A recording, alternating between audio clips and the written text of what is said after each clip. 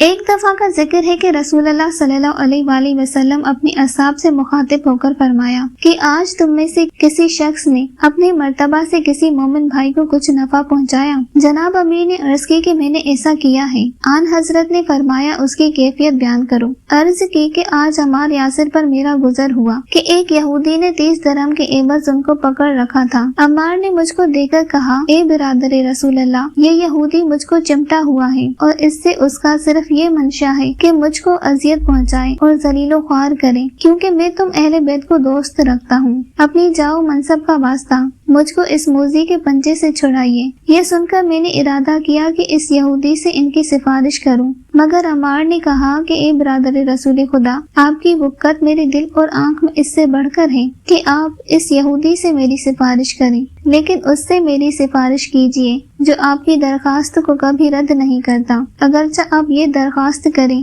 کہ تمام اطراف عالم کو کنار ہائے دسترخوان کی طرح کر دے۔ آپ اس ذات باری تعالیٰ سے یہ التماس فرمائیں کہ اس یہودی کے قرض ادا کرنے میں وہ میری امداد کرے اور مجھ کو قرض لینے سے مستغنا اور بے پرواہ کر دے۔ تب میں نے دعا کی کہ یا اللہ، عمار کے ساتھ ایسا ہی سلوک کر۔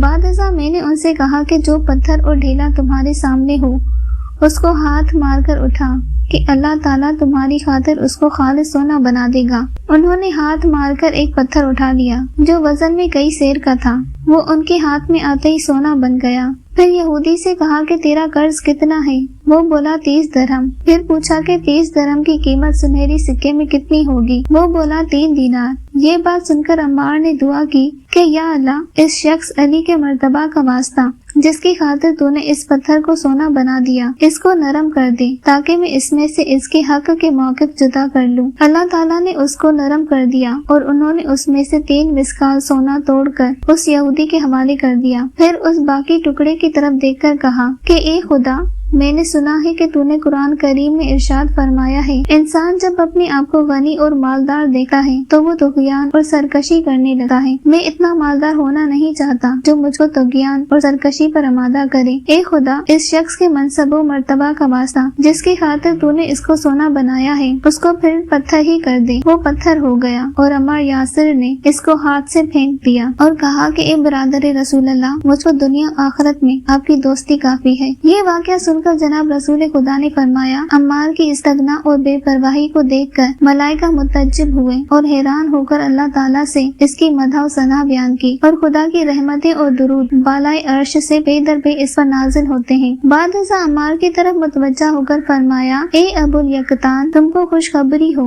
تم اس کی دیانتداری میں علی کے بھائی ہو اور اس کے اہل ولا میں سب سے افضل ہو، اور ان لوگوں میں سے ہو جو اس کی محبت میں قتل کیے جائیں گے۔ تم کو ایک باغی گروہ قتل کرے گا اور اس دنیا میں تمہارا آخری توشہ دودھ کی کچی لسی ہوگی۔ تمہاری روح محمد اور اس کی آل افضل اکرم کی روحوں سے ملحق ہوگی، اور تم میرے نیک اور پسندیدہ شیعوں میں سے ہو۔